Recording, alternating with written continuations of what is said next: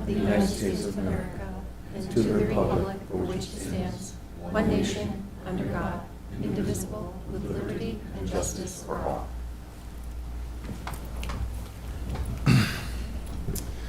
I think the staff and members are well aware of the emergency exit, so I will waive that notification. The planning board voluntarily continues to offer remote participation. If any member of the planning board participates remotely, vote shall be by roll call. In order to attend this meeting remotely using a computer or a smart device like a phone, visit www.zoom.us. Enter meeting ID 754-663-912, or you may call in on the phone for audio only by calling 646-558-8656. Same meeting ID 754-663-912. And if you have technical difficulties getting in remotely, please call 603-845-5585. If you're on the phone and you wish to speak, hit star 9 to request to be recognized, and once you have been recognized, hit star 6 to unmute yourself. I will now introduce the members and staff who are present tonight. To my far right is alternate Mr. Mousy. Planning Director, Ms. Robideau. Good evening. Planning Intern, Ms. Burrell. Planning Clerk, Ms. Wilson. Town Council Liaison, Mr. Chase. Good evening. Member Mr. Wood. Good evening. Member Mr. Minovini. Good evening. Vice Chair Mr. O'Connor. Good evening. To my far left is Mr. Preventure, who's coordinator for DerryCAM and makes all the wonderful technology happen. Good evening. Town Administrator Representative Mr. Chiricello. Good evening. And member Mr. Pelletier. Good evening. We are missing a couple of folks, so I'm going to ask Mr. Mousy to sit for Mr. Fishman. And I'm going to ask Mr. Pelletier if he would be willing to act as acting secretary.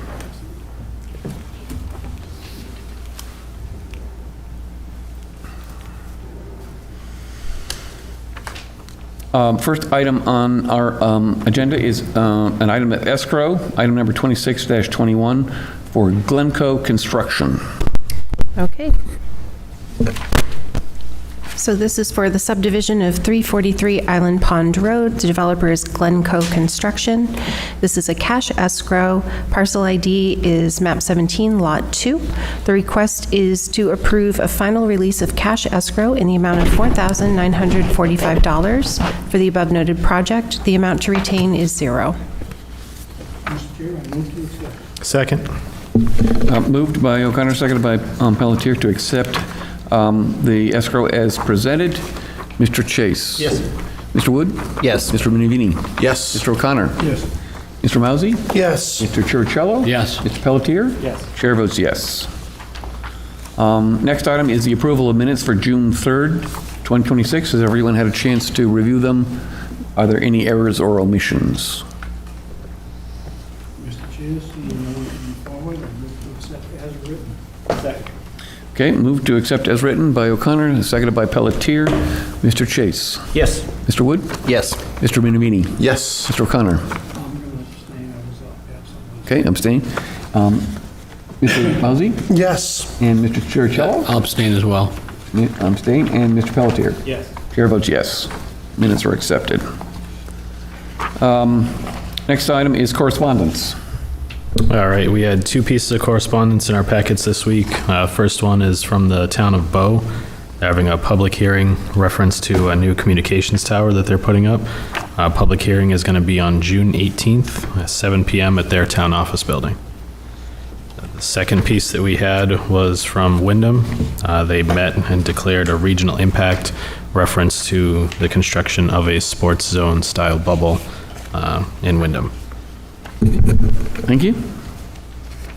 Under other business, we have a first request for extension on approval for parcel ID 05069, 18 Cemetery Road, Sharon L. Butterfield, trustee. Okay, so for this one, the planning board approved a 4-lot subdivision for Sharon L. Butterfield Revocable Trust on January 7th of this year. The conditions of approval allowed 6 months to meet the requirements. The applicant has been working diligently to secure the required state approvals and is currently working with DES to obtain the state subdivision approval. The applicant is requesting an additional 6 months to secure the necessary permits and to establish construction escrow. Current approval expires July 7th. The recommendation would be to grant a 6-month extension, and the new expiration date would be January 7th of '27. Okay. I have one question. Yes. I should know this, but I maybe didn't listen well enough during all the training. Why does the state get involved in subdivision approval? If you subdivide a lot and it results in a lot with less than 5 acres, the state needs, if it is going to involve a septic system, the state needs to approve it. Because Oh, I it's- understand they need septic approvals, but they're not actually approving the subdivision of land. They approve this, they don't approve the subdivision like we do, but they approve as part of, that they approve the subdivision to say that they agree there's enough acreage as proposed to sustain septic systems which have their own separate permits. Yeah, okay. Mr. O'Connor. I had a comment. Over the past year, I think you noticed that, hopefully, I noticed- Is your mic?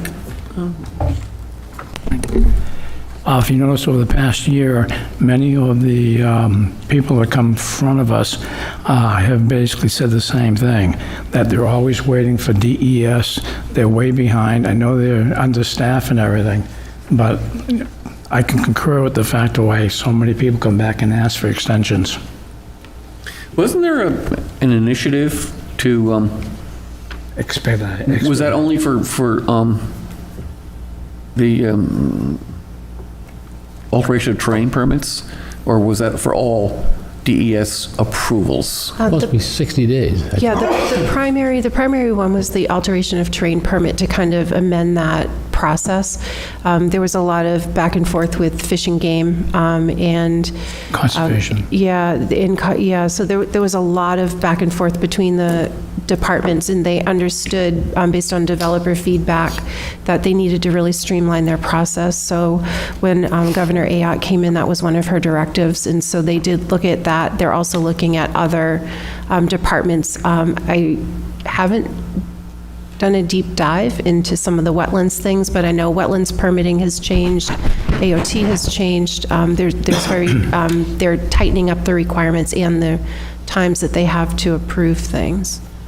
Okay, well, hopefully this will get better. Yeah. Thank you, Mr. O'Connor. Anyone else have comments, questions? Okay.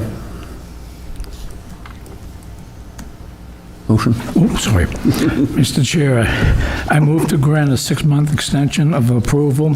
The new expiration date will be January 7th, 2027. Moved by O'Connor, seconded by Pelletier to grant the requested extension. Mr. Chase? Yes. Mr. Wood? Yes. Mr. Minnevini? Yes. Mr. O'Connor? Yes. Mr. Mauzy? Yes. Mr. Chiricello? Yes. Mr. Pelletier? Yes. And chair votes yes. Next, we have a 4th extension request on an approval for parcel ID 35011-001 14 Folsom Road, Stinson Hills LLC. Okay, thank you. The planning board approved a 28,800 square foot multi-building medical office site plan in February of 2020. The board has since granted 3 extensions of the approval. The current approval expires on July 15th of this year. The applicant has met all of the conditions of approval with the exception of establishing escrow.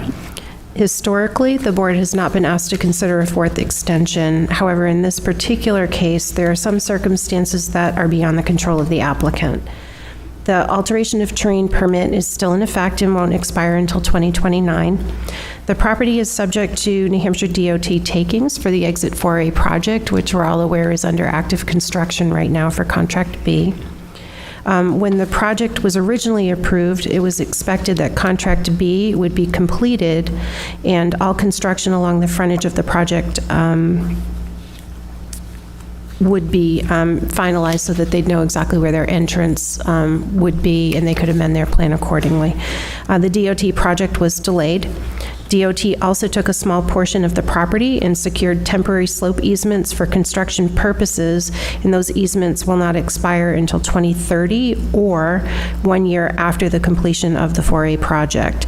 Currently, there's an active roadway construction occurring at the access to the property, which would make development of the project problematic. And for these extenuating circumstances, the applicant is asking the board to consider their request. And we would recommend that you grant a 24-month extension to allow completion of the construction project. Okay, any comments, questions? Yeah, I'd like to make a comment. One is that DOT was also going through a lawsuit that took well over a year to resolve. Yes. And so that's helped put them behind. In addition to that, some of the acquisitions of, when I was a state rep at the times, some of the issues with the delay in accumulating the property to be able to get in. So I think they're actually almost 2 years behind schedule right now. I tried to go on their website today, and it's not updated. So I would concur to go with the possibility of the 24-month extension for approval.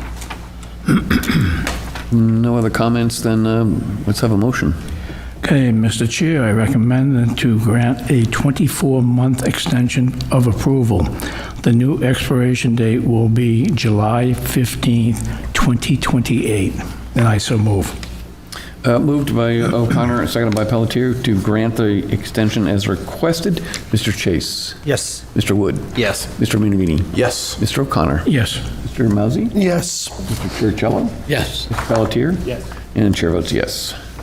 And last item under administrative business is to review and prioritize set of planning board goals, which you have all seen before, and there's a large printout in package. So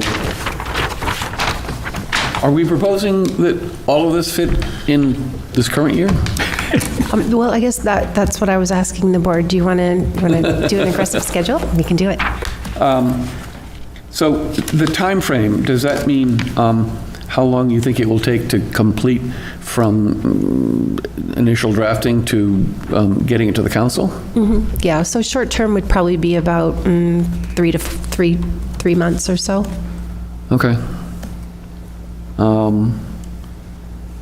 So members have reviewed this, I assume, have some thoughts and preferences? No? Okay. You guys like it as is? Well, I mean, first of all, the CBD amendments, didn't we actually complete that? We could delete that because we are taking care of those tonight. Right.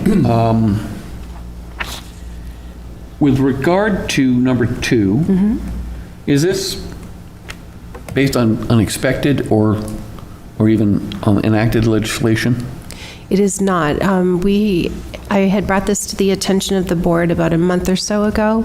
What we're finding is that on lots, in areas where we did not have water or sewer available, in the MDR or the LMDR, we had our normal frontages and lot sizes. What we're finding is that water and sewer is now moving into those areas, and the ZBA is being asked to approve lot size reductions and frontage reductions because there's services available, normally lot size reductions, because there's, especially with water going through, they don't need the room to maintain the well radius between the well and the septic.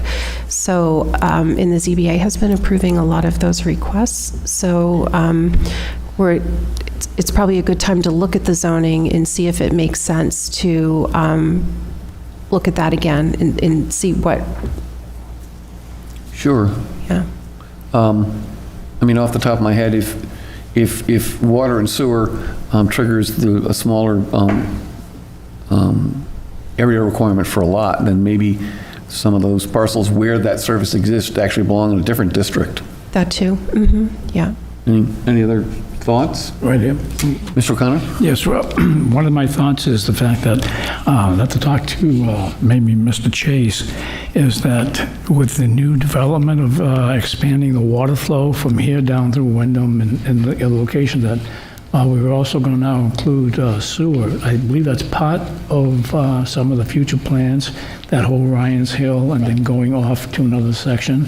So I think if something would behoove us to add this area into the scope. Yeah, it would. And also, in the second phase of that expanded water, they'll also, it's proposed to add a new storage tank onto Warner Hill Road. So it would be adding some water out in that area also, plus enhancing what is already there, some of the community wells and such. Yep. So I think all of those areas that are going to be encumbered in that second phase should be looked at. And so that seems like a reasonable thing to look at. Is the proposal for that to be the second work item up to be addressed? We could do it. We could reprioritize any of these. That's really what I was looking for from the board. Did you agree these are things we should work on? Is this the right order for them? And then who wanted to take lead on it? Okay. That seems like it has potential impact, and if we're seeing a lot of variances, we probably should address that in the fairly short term. The other one that, in number 3, state law requires that we have a chapter in our zoning ordinance for workforce housing. We don't. We have workforce housing terms and conditions sprinkled throughout the entire document, and the planning director and I chatted about this, and the thought was to create a non-normative, and by that I mean it doesn't actually change the ordinance. It's basically an index, a guide to where you find all the parts of the workforce housing puzzle in our ordinance by chapter and verse. So it at least complies with the spirit of the state law without having to do a lot of heavy lifting with redrafting the zoning ordinance itself. So first, is that a reasonable idea to do? Any thoughts on that? Can the town still be held accountable for the way it is right now versus a solid ordinance just for work housing? Well, a court could answer that. We don't want to do that. But I think that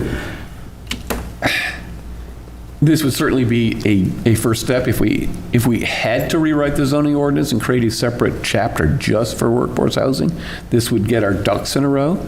Or it might be that, the legal system decides, well, people can figure out what you've got from this guide. And that does not say that all of the opportunities that everyone would like to see for workforce housing are provided, but at least it's clear what we have. And it would not be a lot of work. My only hesitancy is I have no idea how to create a non-normative, appendix to the zoning ordinance, because ordinances are usually local municipal law. This would be a guidebook. So I don't know where we'd put it. That's my only concern.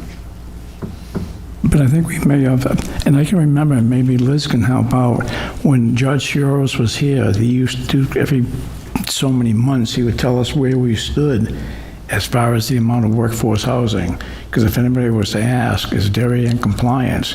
And Derry would far exceeded the compliance back on then, but I don't have the math on how he had done that at the time. And I don't know whether Liz does, because that was quite a few years ago. He obtained the numbers from Southern New Hampshire Planning Commission. So it came from, so we would obtain those numbers now from American Community Survey. George used to pull them, I think, from the census and Southern New Hampshire Planning's estimates. But American Community Survey kind of tracks more up-to-date data annually. So we could pull numbers from there. I think we're still on track And I think we're still trending a little bit higher than other communities with regard to affordable housing. Okay, thank you. Yeah. So, I guess before we launch this, maybe we should actually ask council, hey, we're supposed to have a separate chapter in the zoning ordinance. All the issues are already covered in different pieces of it. Would an index guide be a sufficient substitute for rewriting it into a single chapter? See what they say. All right, I'll reach out. Because I am still a little dubious as to how we would adopt it, because it's not really part of the ordinance. It's, well, I guess you could put it as an appendix, but it's basically just an index. This topic, this page, this section, this topic, this page, this section, sort of thing, Okay. is what we were thinking. All right, I will do that.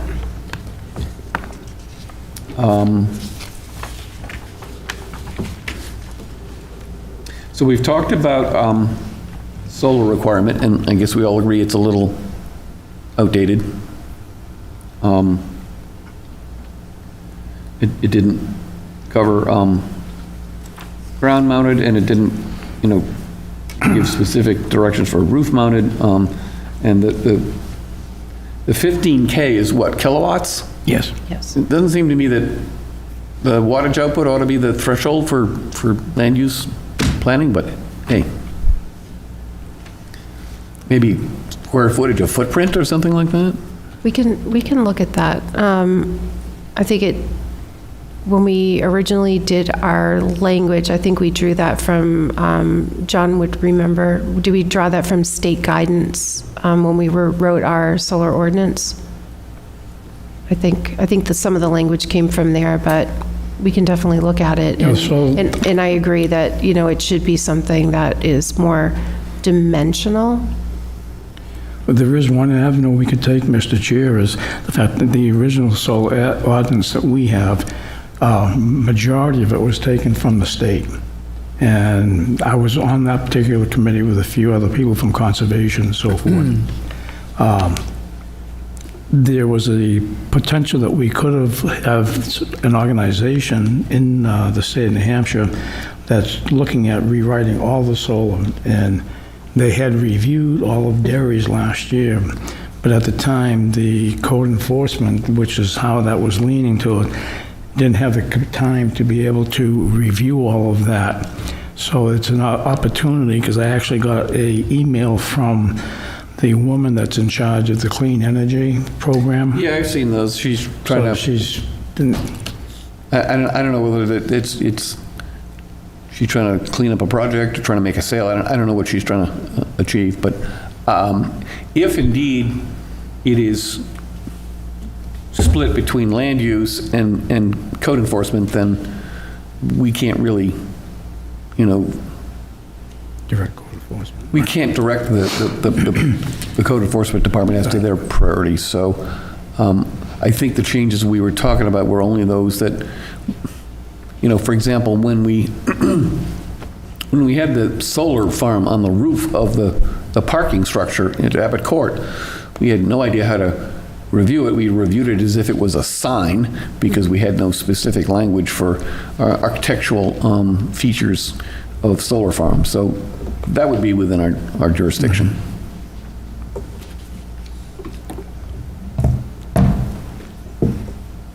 And I'm not saying that the rest of it shouldn't be. We could encourage our brethren in code enforcement to take a look at it, but That's long-term. Okay. And it's something I wouldn't think would take too long to review, in maybe a couple of months, 2 or 3 public hearings. okay.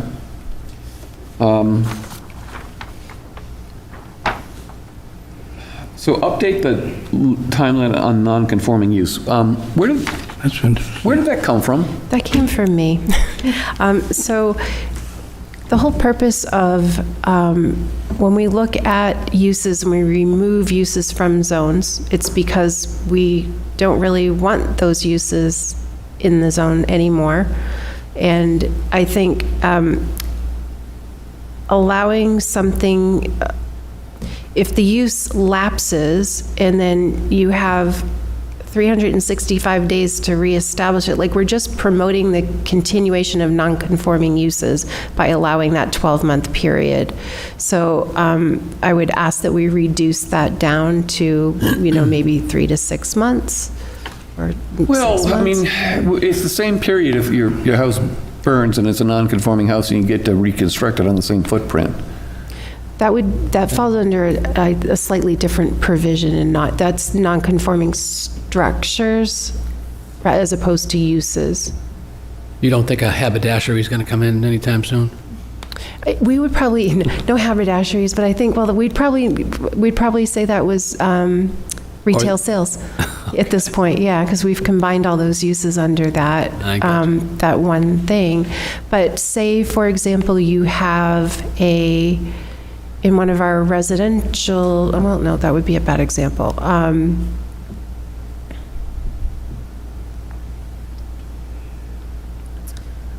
I'm trying to think of a specific use where we're like, nope, remove it. Well, I know that when we make changes to uses in districts, we think we're doing the right thing. Typically, it's after some sort of public input. Could be just a public hearing, or it could be the extensive, charrettes and whatnot that we did for the CBD, or for the 4A zones, the industrial 2 and neighborhood commercial and whatnot, right? But on the other hand, grandfathering and land use rates are kind of a sacrosanct thing.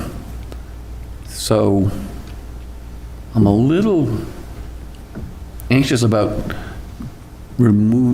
shortening the duration of grandfathering just for uses that we've decided to remove in a zoning revision. I don't know whether that's raising any constitutional issues, but that's kind of where my mind is going.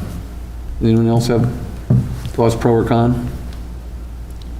No, if we can take a look at the list, and if it makes sense to purge them, we should. I mean, I get what you're saying, if it's a use that we've got in place, but we don't want any more of it, that's one thing. But if you're looking at the list of permitted uses, then it doesn't make sense. And I don't know, I haven't really looked at them. So, but if they're, and I'm just using it as an example, video store, well, there aren't no more video stores, so you can purge that kind of stuff. Well, no, I'm not talking about changing the ordinance because a use is no longer important or utilized. I'm talking about, you got a video store, we zone it out, you're running it for 6 months, and then you have a fire, and then you're going to rebuild it and you're going to continue to run your store. Should you have a smaller grandfathering time to restore that business just because we had recently enacted to take it out of the allowed uses, as opposed to other natural ways that might happen?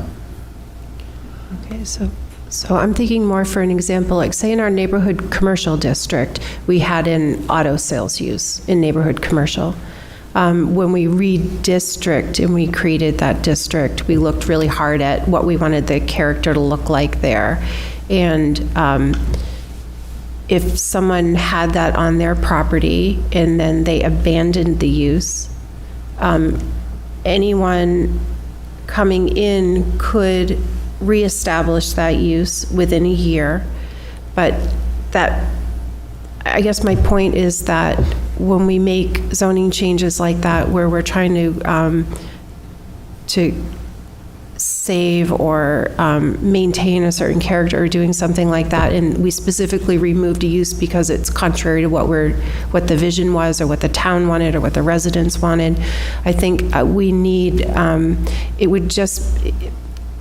it's hard because sometimes we have uses that are coming in that are just not suitable, and they are, that wouldn't be suitable. Like to have someone come in on the 364th day and be like, yep, I'm bringing in my 6 used cars on this, 0.25 acre lot, because we specifically said, no, we don't want that there. So that's really what I'm kind of I trying to understand, say, that's the hand of government trying to enforce a vision. Yeah, I'm kind of think from the point of view of a businessman who maybe, yeah, it's a sole proprietorship, and that's their retirement nest egg to sell their operating business and move into retirement in Florida, for example. sure. And maybe they have some health issues so that the business is not actually operating, but is actively listed for sale. Sometimes it may take a year to sell a business. If we decrease the time allowed to culminate that sale, we're effectively emptying that poor guy's retirement piggy bank. Okay.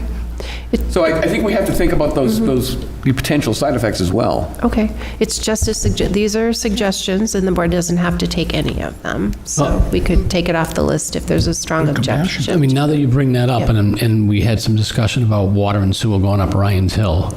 Now, one of the purposes that we brought water and sewer up there is to change the commercial landscape a little bit. Because everyone knows that's, if you run up Ryan's Hill, you see a lot of these car lots, because that's probably the highest and best use there. But when you bring water and sewer in, that's a whole different ballgame, you know, and I mean, I think it benefits those people, those business owners, that they could resell that property into a higher and better use. Oh, absolutely. I mean, I'm 100% in favor of the carrot approach to incentivize folks to use more appropriate uses. I'm just a little leery of the stick, especially in a case where there's a pending retirement, maybe some health issues. They have it actively listed with a business broker to sell it as an operating business, or at least a business with a book of customers. How long that should go on, I don't know. Would be nice to get information from somebody in that industry. You know, how, if you haven't sold your business after 6 months, is it never going to sell? I don't know. Yeah, I guess it would depend on the market at the time. And I guess, you know, in that case, you know, if they were, in a case like that, if they were trying to sell it and it was 13 months later, as the way the ordinance reads now, we would send them for a variance. Yeah, I mean, they do have to be rules. And then that would be part of their hardship case. So, yeah, I guess we're just asking to shorten that a little bit. We can take it off the table. Well, let's put it at the bottom of the list and then Okay. maybe give it some more thought, a little more research on what other communities do. I don't want Derry to be the bad guys in the state, but Okay, so I'll adjust it to the time frame would be long-term and a low priority. okay. I won't take it off, I wouldn't take it off the list, but we No, but we'll make it a lesser should priority. probably have a stronger consensus on it before we move Well, forward. I'm a little bit concerned you're moving it from short-term to long-term. If you're going to bump it out to study it more, maybe midterm. Well, it's not really, so I thought long-term meant how long it took to execute it. Priority is when we get to it, right? Yeah, So yeah. we're not changing the time frame. We're just changing the priority. Okay, we can do that. Okay. And if we, get to the bottom of the list, we get to the bottom of the list. Yay. Okay.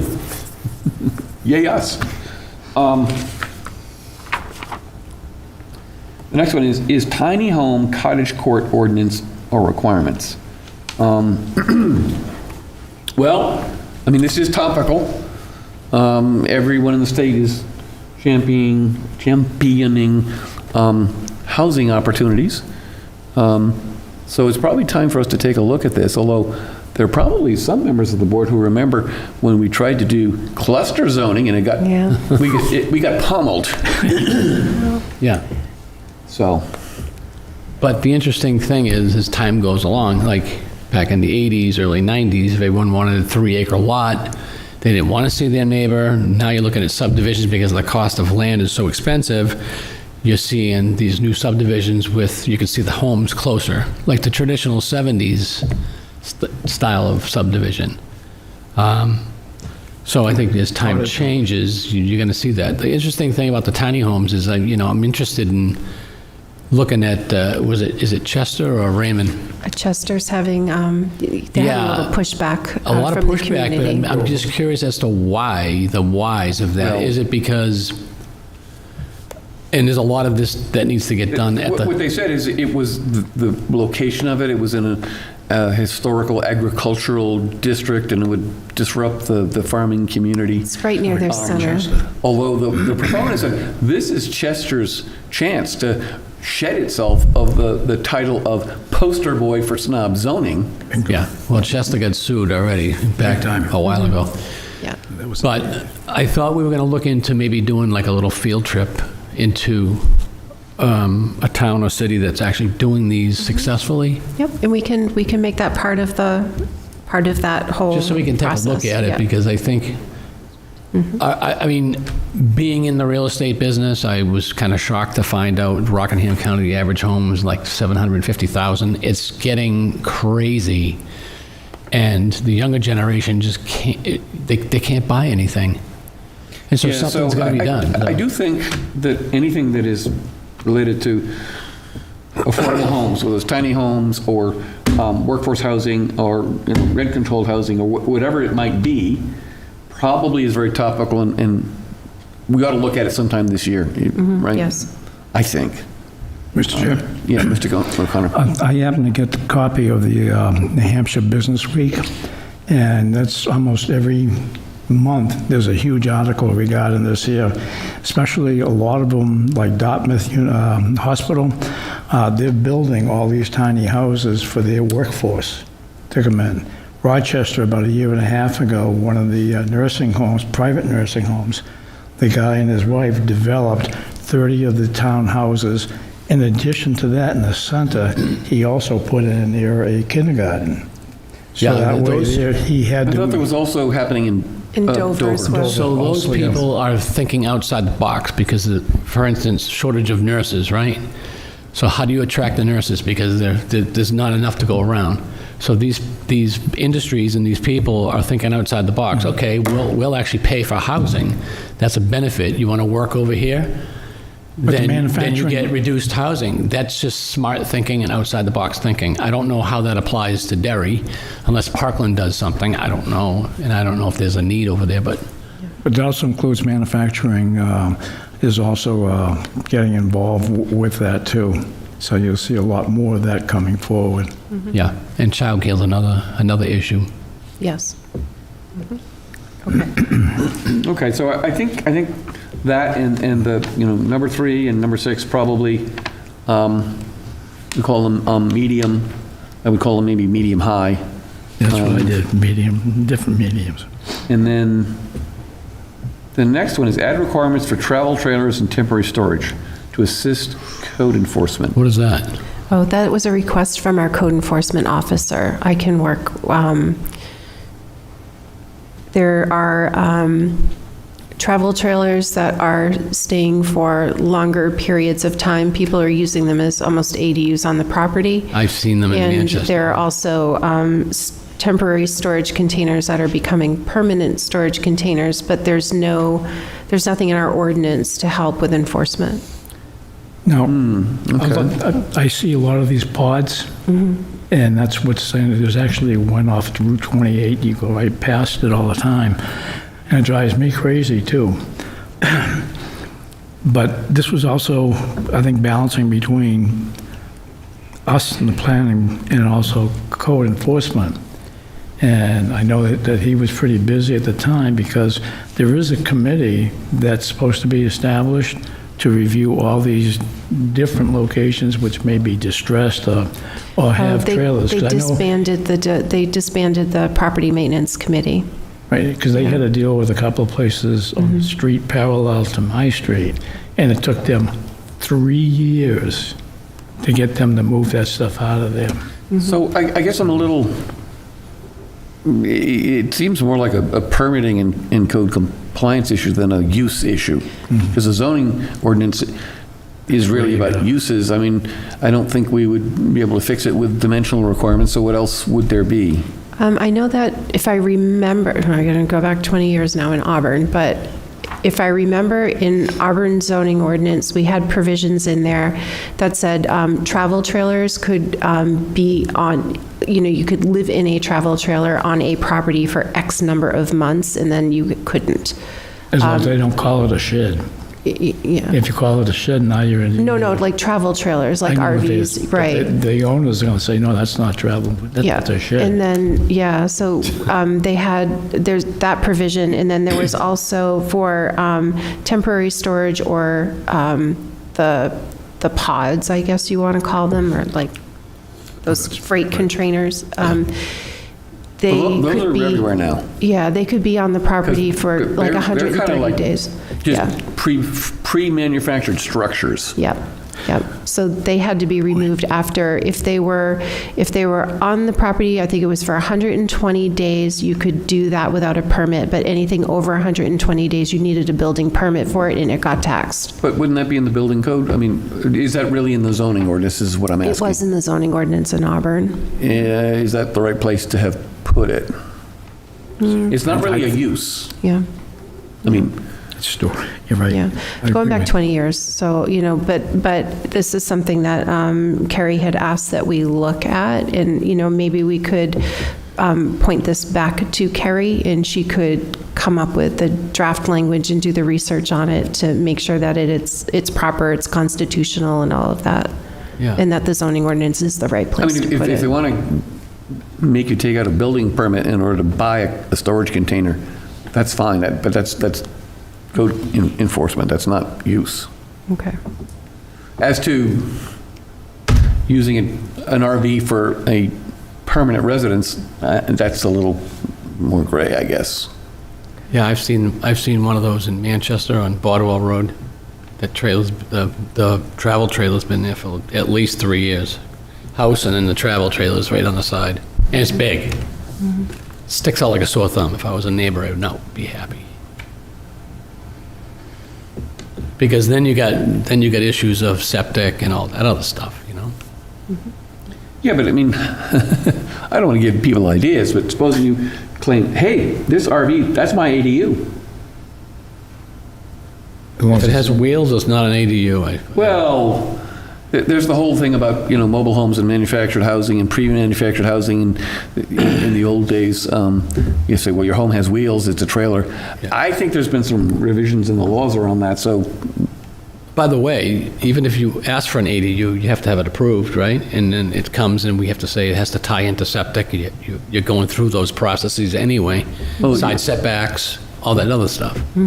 That's how we have control of that. Yes. Well, yeah, but those are not discretionary. Those are, if you can hook up to the water, you can hook up to the sewer, you can hook up to all the utilities you want, then it's a use of right.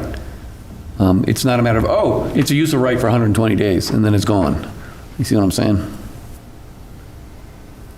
I'm just thinking we need to tread carefully, given the current legislative environment, given the current laws that have changed recently, that Derry doesn't get itself in trouble again. Correct. Okay.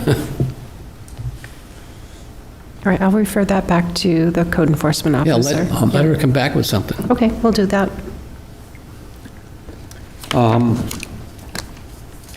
Add a definition of town, we can do that. I mean, that would probably take 30 seconds.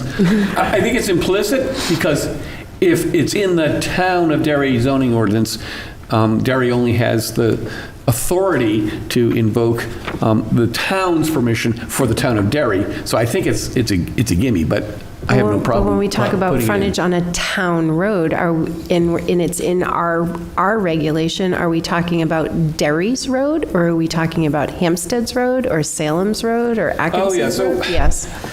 That really needs some clarification. And I guess my question is, if there's access on a Class 5 maintained highway, what do you care what town it's in? Maybe we don't.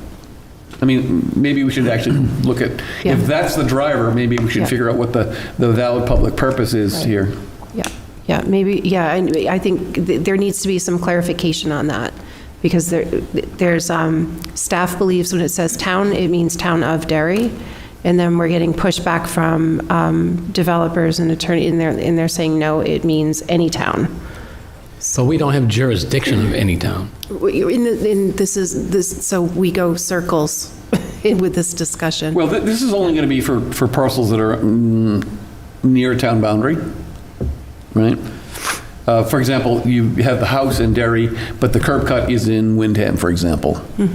We've had a few. Okay, well, that, if the road is sufficient to meet all of the public safety and all the other reasons why we have ordinances that says that you have to have a driveway that empties into a Class 5 highway, it's met no matter what town it's in. So that sounds more like a turf war thing than a safety and protection of the residents of the home. And so I think we need to think about what we're trying to regulate there. Yeah, we had those issues when Wyndham did that development, especially with who was going to do the snow plowing or the cul-de-sac. Because half of it went here, and half of us went over the other side. Yeah, I mean, I'm familiar with those things. My folks used to own a farmhouse at the end of a dirt road in Croydon, but it was only accessible through Sunapee, so Sunapee plowed the road. And That was they weren't wild. obligated to? I don't know. Of course, that Well, was back, once you do that, you're taking it that was off. back when they had road agents. Oh, yes. So I understand where the developers are coming from. If they have a large parcel of land, but it's landlocked in Derry, but it can be accessed from a neighboring town. But what that does then is it triggers the definition of a jurisdiction. So that town would have to be notified, and they'd have input as to anything that goes on there, besides the fact that it's on the town line. Oh, absolutely. We're actually, Yeah. regional impact. But I'm just, So they are right. I mean, just because the road isn't in Derry, why is it not viable? that seems overly punitive. Yes. So, That's the sort of thing I think a court could say, what? yeah, what are you talking about? It's a Class 5 maintained road by a municipality. Why can't, why do they have to access that land from your Class 5 road that you That's what we're maintain? asking for control. clarification on, so Yeah. that it's very clear when you read the ordinance, we're all on the same page. Right now, we are not all on the same page. We're not even in the same book in some instances. So, I mean, is it, I don't really know what the issue is and what would solve it. Would it solve the problem in that particular case to have the requirement be a Class 5 road as opposed to a town road?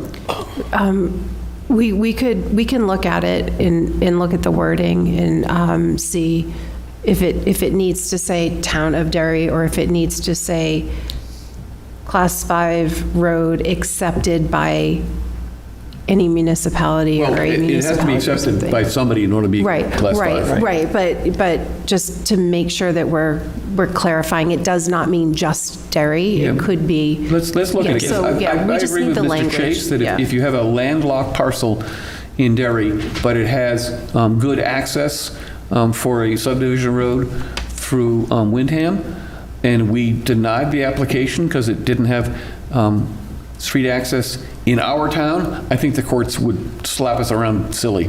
Yeah. I guess what I said, or was trying to say, and I said it very poorly, is in that situation, clarifying that the town means Town of Derry doesn't satisfy that. Just saying, okay, it's the Town of Derry, how does that solve that issue? It doesn't. I think we need to look at it a little more in depth and come up with language that, like you had suggested, that a Class 5 road accepted by a municipality is sufficient. I don't think on its face what we have here, add definition to town, is going to solve that issue. I think it has to be looked at from a different perspective. Yeah, okay. Unless there are some other contexts in which, town appears in the ordinance that doesn't relate to this particular hypothetical we're talking about. Right. Right? Yeah, okay. We'll look at it. Next one is review the sign ordinance for banner signs off-premise and permitting.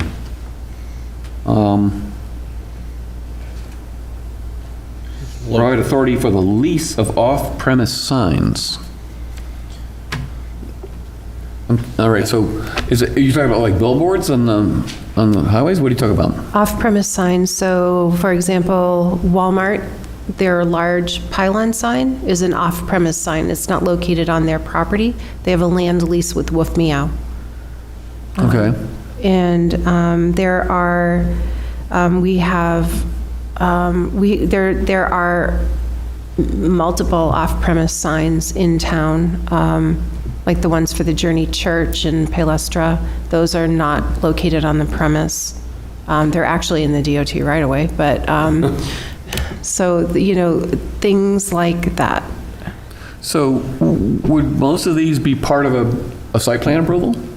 Where a conditional rule would be execute a lease, for this off-premise sign and it can be here, that sort of thing? Occasionally, yes, but we do have some provisions for off-premise signs in the ordinance that I think need to be amended.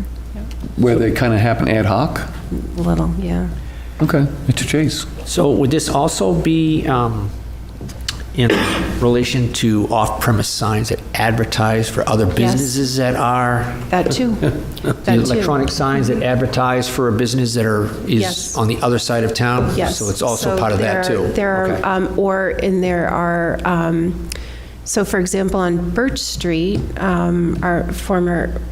your fellow council member had brought that to our attention before, Mr. Healy. On Birch Street, there are multiple signs on commercial property that don't advertise the business that's on that sign. So, and But I how know is that that we different have to be. from It's billboards? similar. It is similar That's to a a billboard. Yeah. Yeah. That's a billboard. That's a Well, but what legally makes a billboard not an off-premise sign? I think in our definition, it might be the definition. If the billboard sign has nothing to do with the business that's on the property, I would Yeah. think that that's a billboard sign. Yeah, we just like a chance to I'm look saying at the it. one that we're talking about on Birch Street, why is that not just a small billboard? Well, I think technically it probably is, So but, this is where I think we get into legal, yeah. Mr. Chair? yeah, Mr. Your Conlon. statement that you just made is absolutely correct. When the Supreme Court ruled on signs, brought us all out crazy on trying to get proper ordinances and so forth. But it is really in-depth, so we have to make sure that whatever we do, we need to follow the federal laws as written. And when we were on that committee, we went through a lot of work trying to put everything in the right pocket, and so things have changed over a period of time.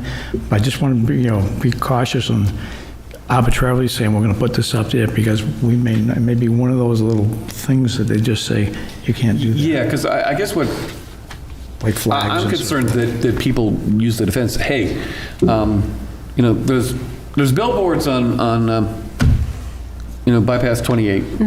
One of them's for, my optometrist, ophthalmologist, Spindle and Associates, right? So that's a billboard company, they rent it to them. They're in the business of advertising, and I either own or lease that land or have an easement or something, right? It's along the state highway. Been there 40 years.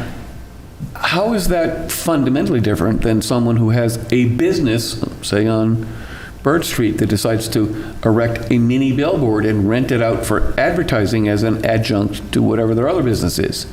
I think we get into a mire if we try to say, well, that's a billboard, and that's not, because it's kind of like what the Supreme Court said about pornography. Well, I can't define it, but I know it when I see it. Yeah.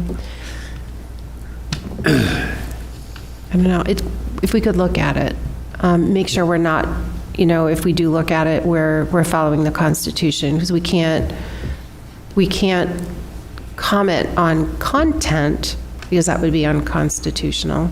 And But if we can comment on where it is permitted and what type of sign it is. And Liz, if I can recall, NHMA published those books, and when that was one of the courses some of us attended, and it was quite in-depth in that, so.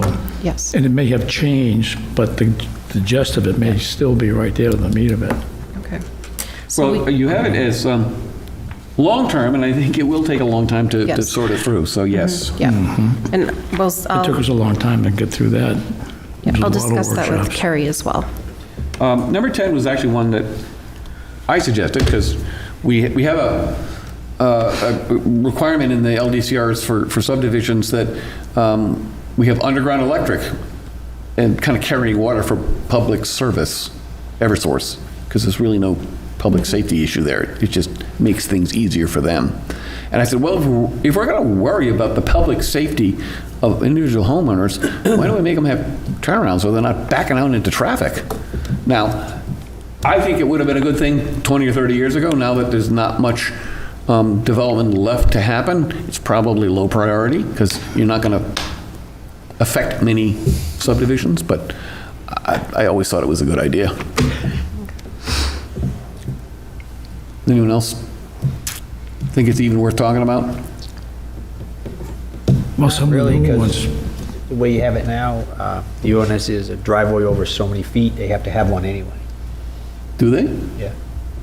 If it's over 150 feet, you do need to provide a turnaround that can accommodate the fire apparatus. Oh, well, that's for fire. I don't care about the fire truck getting hit. I care about the poor guy backing out into traffic at commute hour getting hit. Okay, never mind. Yeah. Okay.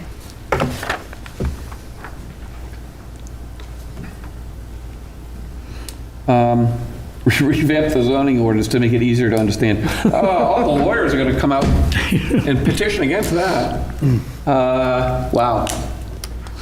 That was a goal from the master plan. Yeah, you could leave it at the bottom of the list. Okay. I think that might take a year in and of itself.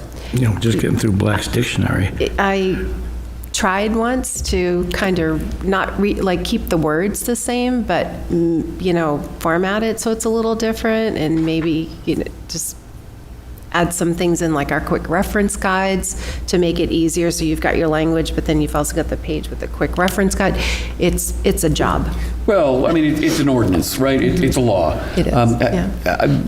Without necessarily intentionally slighting legislative services, have you seen any laws come out of Concord that are easy to read? And they had done that. Yeah. No. So some of it is inherent in the beast. Yes. I do think it is maybe exacerbated by the number of times you need to go flipping to the definitions because the words aren't necessarily what you might think they mean. They have special meanings. And our level of Microsoft Word, paragraph indentation and numbering is a little, in some cases, obnoxious. I think it could be. I think the text could be flattened. I don't know if that makes it easier to understand. Run it through AI, we'd be all set. Run it through AI. Yeah, I got a Claude account. I can fix it. Just throw our ordinance in ChatGPT and see what comes back. Yeah. All right, so that would be a not a low-hanging fruit. Okay, all right. Next one, 12, create language for unscreened dumpsters in high-visibility Yeah, areas. This was my request. Okay. So that's like my turnaround thing. Exactly. But I don't know, has anyone else seen some of these examples? Yeah. You can up the see it on street, Elm yeah. Street on a residential property where the dumpster's like almost in the road. You can drive It into. just looks like crap, to be honest. So here's the thing.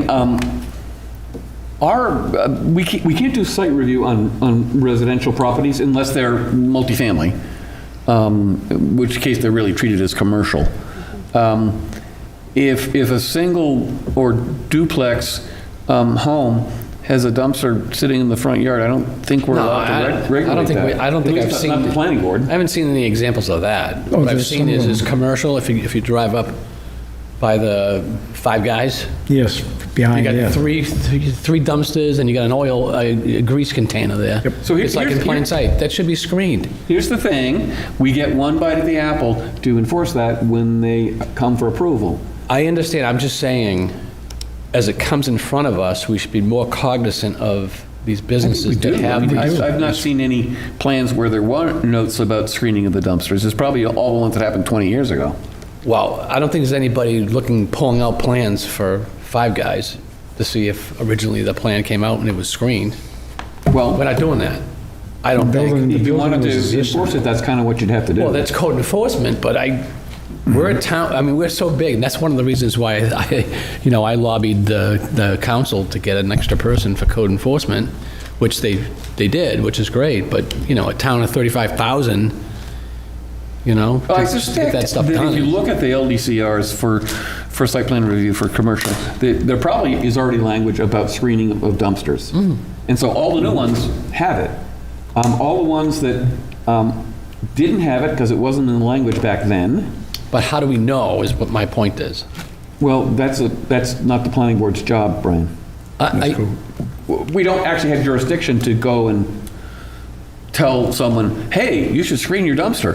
Well, where does it say that in my plan approval? Well, it doesn't, but it should have. Well, I mean, I'm a way back person. I remember when we had Victory Supermarket back in the day on planning board, right? And we were screening those things back then.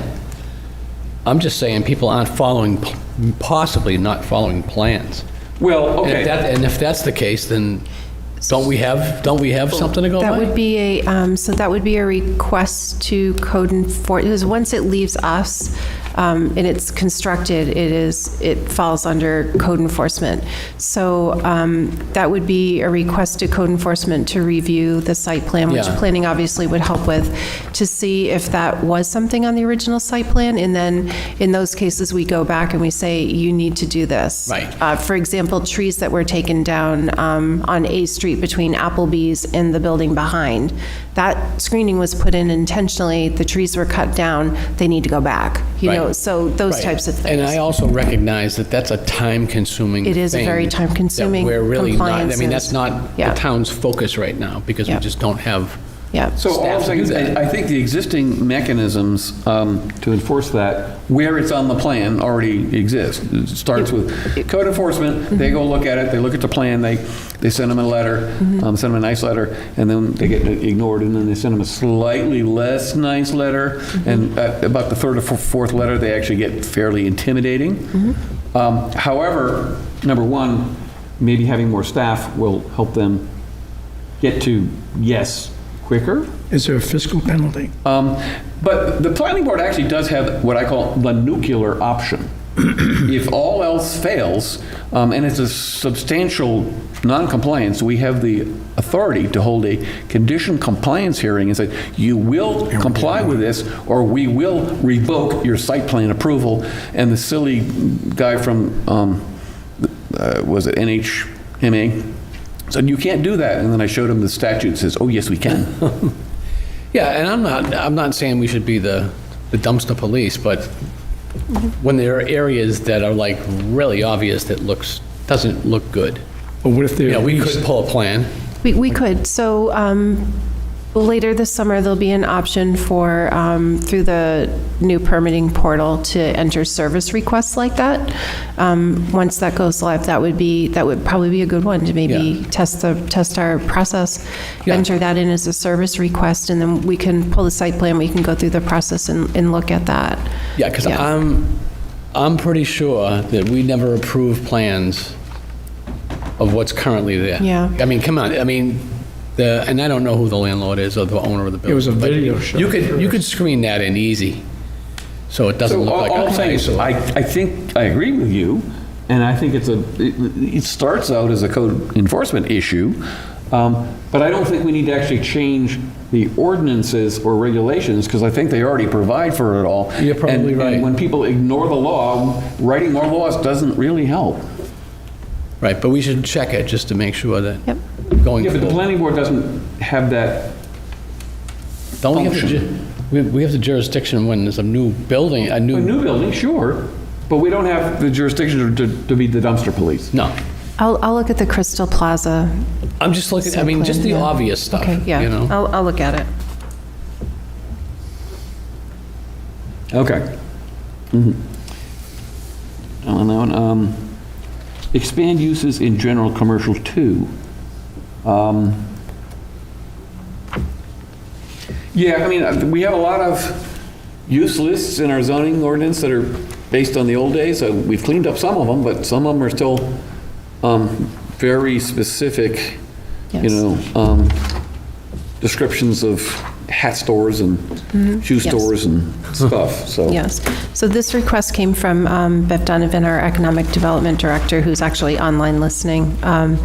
There has been, there's some properties in the GC2 district that are vacant or keep going on and off market. And every time someone goes to, expresses interest in it, the things that they want to do there are not permitted, because this is, when you guys originally set up that zone, it was more medical, like, it was more medical centric, heading up the bypass, up to the cell tower.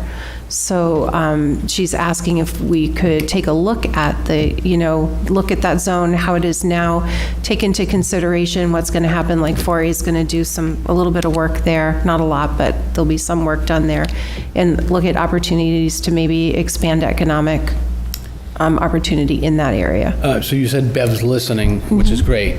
Maybe she needs to come in and let us know, like, what kind of inquiries, types of business inquiries are asking about those things that we can look Well, at? I can say that there's been several to put, like, contractor bay type uses, more commercial uses than medical uses.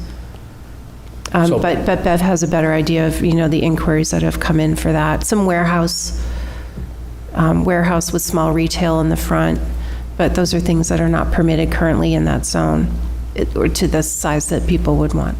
So I assume that the people who are coming in with these business proposals are not finding lots available in the zones where those things are allowed. Is that the problem? Potentially, yeah. So it's like, oh, I can't find a lot for sale in an industrial district where I could do this, but I can find a lot available in a commercial district where we wanted it not to be industrial. Because, zoning is kind of like the old blue plate dinner where you had the little ridges and you kept all your vegetables separate from your meat, separate from your potatoes. That's kind of what zoning was all about to begin with.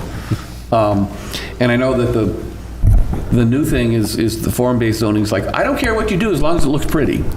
I don't know that we're ready to go all the way there yet. No, I don't, no, but- not yet. So yeah, this is a challenge when you've segregated uses in order to make people sort of happy with folks who are doing similar things in their neighborhood. And then you get someone's like, oh, well, I can't find an industrial lot, so I'm going to plop my thing here. We should look at it. Okay. But just, my opinion has always been, well, the fact that you can't find a lot that allows it doesn't mean we should change the zoning just for you. No. Yeah. But it'd be nice to know people are looking for certain things. Well, I can work with Bev, and we can come up with, maybe a draft. How many versions of GC do we have? We have 4. Yeah. All right, so it's probably a good time to just, Yes, that probably wandered and evolved over time. it has. Yeah, so maybe just a whole, look at all of them. Okay. JC2 was the last one because of the gas stations.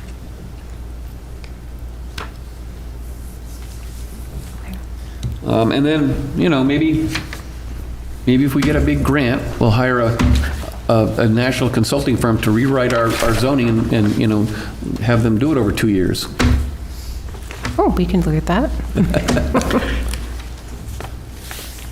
Okay, so is everyone kind of happy with what's on here? There's nothing that seems out of sorts to anyone? No. And then, How do we propose to work on these? well, that was the responsibility oversight section. So some of them, we might want to, again, form small committees, because I think expecting staff to work on all of these is tough.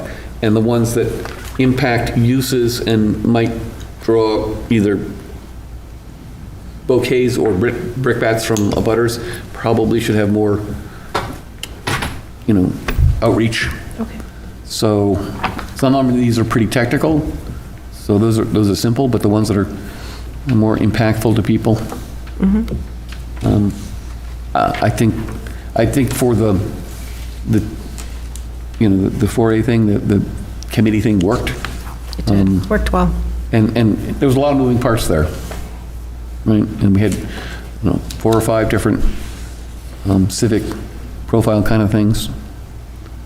So, Okay, we can do that. So I'll, so at some point when we get ready to do this, and if it's a big enough thing, I will probably solicit 2 or 3 people to volunteer. okay. All right, I will revise this and get it back to you guys for review. We don't need to do an in-depth thing like this, but if you see something that looks out of line, let me know and I'll amend it. Thank you. Okay. Thank you for indulging me in that. I appreciate it. All right. Now that we've done all the administrative business, we have a 1 or 2 or 3 public hearings to conduct. Do we want to do updates? Oh, yeah, updates. Okay, just short. So just a reminder, I know we've gave you information about NECAPA in October, and I know we still have a lot of time to register, but if we could take advantage of our training budget before July, so let us know. I know that Mr. Pelletier has been signed up, and then I know that Randy had expressed interest in some. So if anyone's interested in attending all 3 sessions or just one day of NECAPA, let Caroline or I know, and we can register you. Just a reminder, our next meeting will be July 8th, which is a little off schedule, so just remember July 8th, not July 1st. The comments for, if you guys would like to take a look at the information sent by the town of Windham, and if you have any comments on that, we need to get those back to them before their next public hearing. So, and I unfortunately don't recall the exact date of their public hearing, so sometime in the next couple of weeks, if you could just get me any comments or concerns that you would like to see addressed by the town of Windham for that project, I can compile a memo and get that to Mr. Mello. And then in your packets, I think you all have a copy of our little survey. So Abby has actually been taking the lead on this with Southern New Hampshire Planning Commission. So she and Liliana from the commission were down at the farmer's market today, and I'll just let her give you a quick, just explain what this is and give a quick report out on the activities today and the reception that we had for it. All right, yeah. So the survey is basically, I'm trying to think of my little speech that I gave a million times. But basically, the survey is for residents, people working in Derry, and then the surrounding communities too. And the survey is basically like an area, what it's proposed to look like, and if you like it or not. And you can give a little 5-star rating or 0-star rating, or somewhere in between. And basically the Southern New Hampshire Planning Commission is going to take all these survey results and combine them all and see what people like, what people don't like, and possibly they'll be implemented, and if they work out, then add it to their like regional long-term plans for other communities. And I got like pretty good feedback and like reception from it. I don't know if they were just being nice to my face and will throw out the paper right after they walk past me, but I didn't see any on the ground, so that's good.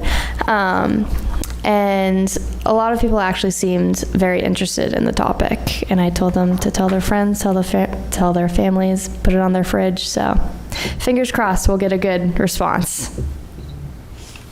Okay, thank you. Please take the survey. Yeah, so, just ask a quick question, if you don't mind. Yep. Does the survey have a component of like an age bracket range? Okay, good, because Yes. I'm really interested in hearing the younger generation of Yes. what they're looking for, because they're the ones that are getting kind of squeezed out of the market, you know? But I didn't know, but Yeah, that's the well, question. yeah, that's one of the questions. So we're going to collect that type of demographic data. You know, do you live, work, or other in Derry? So we'll have that. And then we're also capturing data. Are you a homeowner or a renter? Because I think that's important to know. where people are trending. Do you want to go from a homeowner to rent? Do you want to go from rent to homeowner? That would be good data to capture. Yeah. So there were 3 particular areas picked not because, and I want to make this clear to everybody, not because we're anticipating that we're going to do zoning changes or anything in those areas. It was more because the data that comes out of this needs to be transferable to the other 13 communities within the Southern New Hampshire Planning Commission region.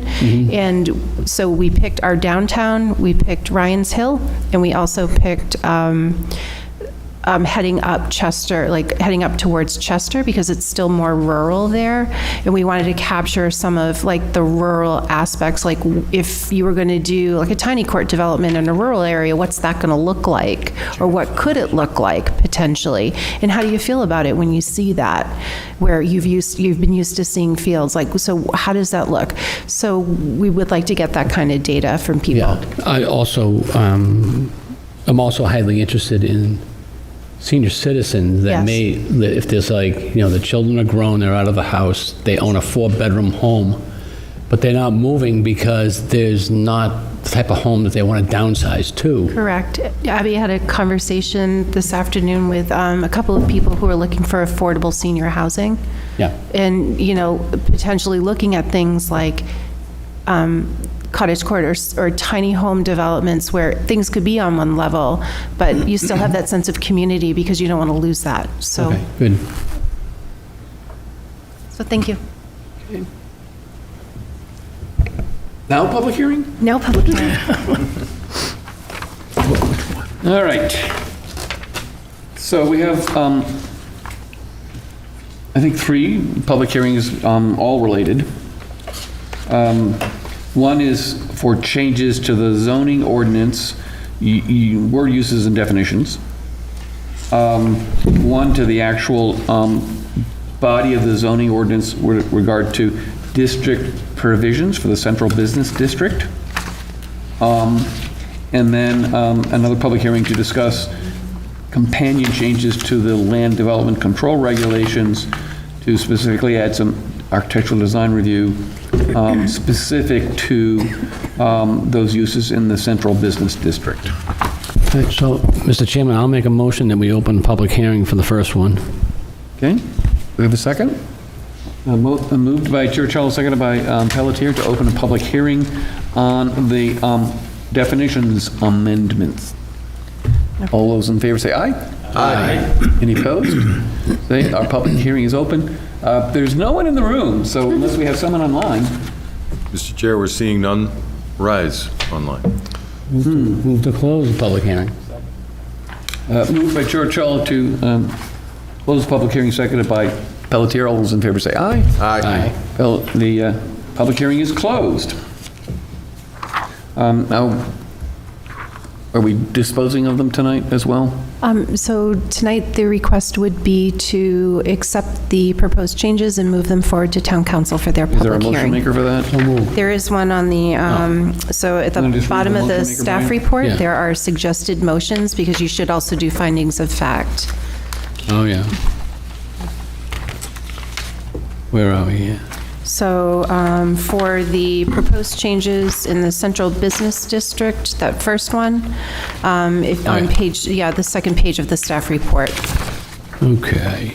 So, Mr. Chairman, I'll move to find the proposed changes recognize the changing landscape of southern New Hampshire where increased housing density, height of buildings, and commercial market trends require some form of adaptation to create opportunities for economic growth and development in the core area of the downtown, while maintaining the historical character of the central business district.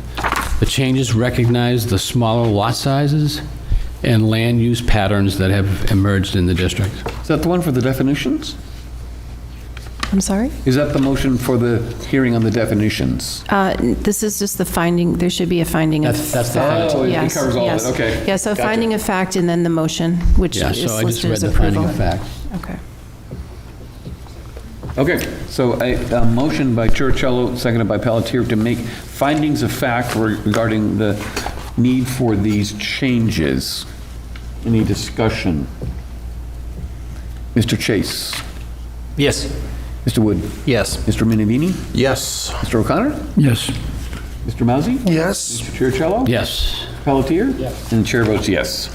And Mr. Chairman, I make a motion to accept the proposed changes to the Town of Derry zoning ordinance, Article 2, word uses and definitions, sections 165-5, definitions to amend the definition of, quote, front lot line and parking facility, and to add a definition for multi-level parking facility, and to move these changes forward to Town Council for review and approval.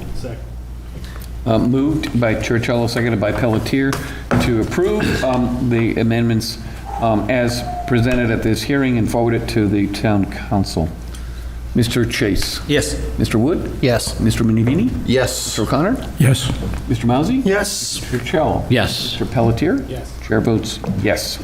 So the next one actually makes the changes to the uses, and maybe we could have just a, is there an executive summary in the staff report that you could read for us, maybe? The last paragraph? The move to accept the proposed changes? No, just describe the changes a little bit more than in this legal description. Okay. What were we doing and why? So that would be the second and third paragraphs of the staff report. Okay. Yep. If you could, someone want to read that? I don't care who. Just for the public hearing. You want me to read it? I can read it. So should we open the public hearing on this one first? Yeah, make a motion to open the public hearing. All right, so we have a motion by Chercello, seconded by Pelletier, to open the public hearing on the second set of amendments to the zoning ordinance. All those in favor say aye. Aye. And opposed say nay. Public hearing is open, so maybe someone would read that description so that, for the record.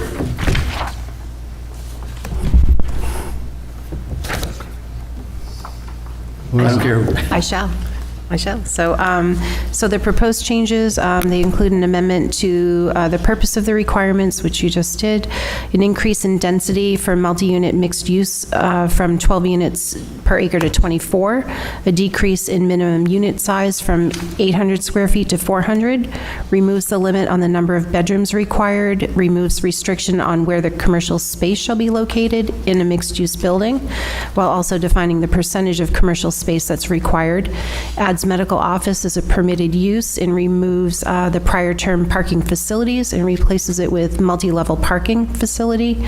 It also adds a requirement to connect municipal sewer for conversions and new developments. There were also changes to enhance and protect the streetscape, which included amending the maximum front yard depth to vary in terms of the lot width.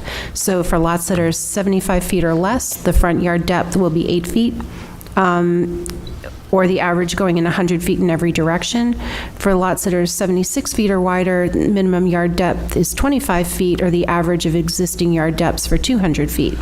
Structure height is increased from a maximum of 350 feet to 425 feet above sea level. The prohibited use section was amended to delete the list of prohibited uses because we're a permissive zoning ordinance.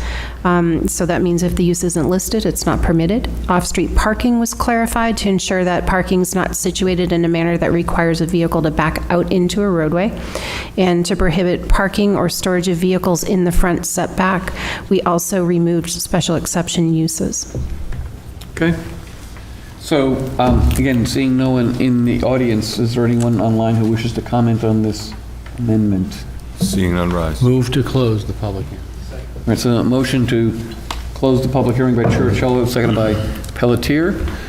All those in favor say aye. Aye.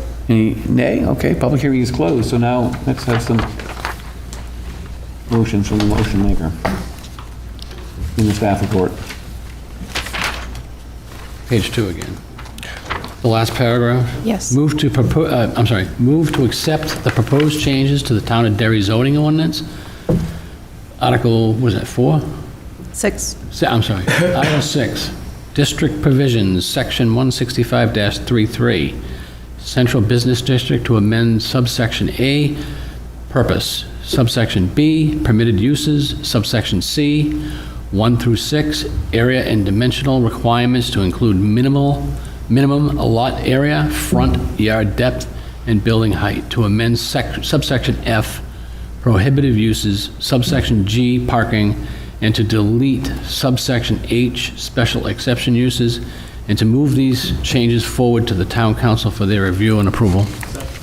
So it's been moved by Churchill, seconded by Pelletier, to approve the amendments as presented at this hearing and forward to the town council for review and acceptance. Mr. Chase? Yes. Mr. Wood? Yes. Mr. Minovini? Yes. Mr. O'Connor? Yes. Mr. Mousy? Yes. Mr. Churchill? Yes. Mr. Pelletier? Yes. Chair votes yes.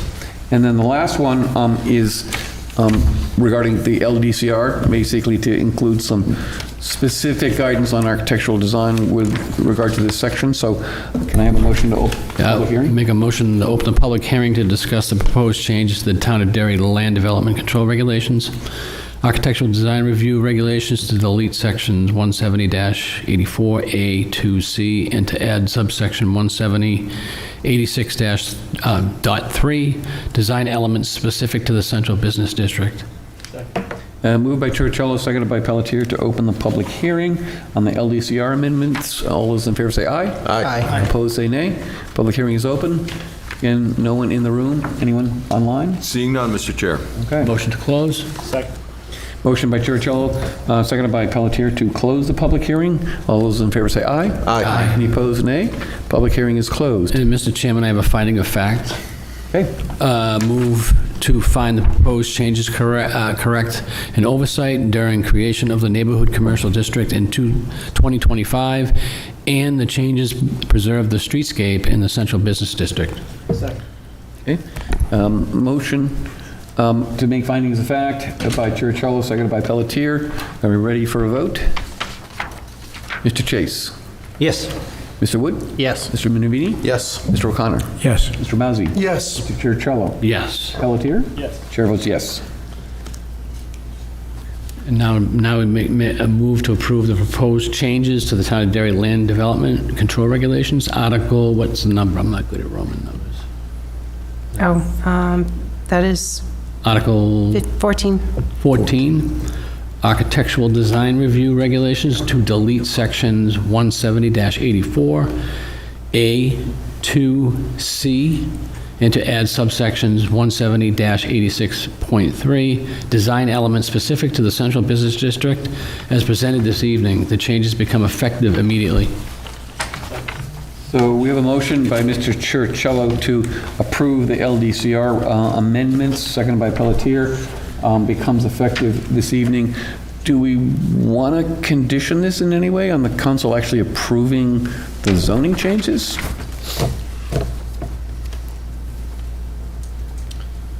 Because otherwise, this doesn't really make sense if that doesn't happen. You could, and then the changes would become, you would have to amend the motion to say that the changes would become effective Immediately, once concurrent with approval. the zoning changes. Yeah. So moved. Okay, so we have an amendment to change the effectivity date by Churchill, and seconded by Pelletier to make it concurrent with the town council's effectivity date on the underlying zoning changes. Any discussion on that? Mr. Chase? Yes. Mr. Wood? Yes. Mr. Minovini? Yes. Mr. O'Connor? Yes. Mr. Mousy? Yes. Mr. Churchill? Yes. Mr. Pelletier? Yes. And the chair votes yes. Now, on the amended motion, Mr. Chase? Yes. Mr. Wood? Yes. Mr. Minovini? Yes. Mr. O'Connor? Yes. Mr. Mousy? Yes. Mr. Churchill? Yes. Pelletier? Yes. Chair votes yes. And I think that finishes our public hearing business.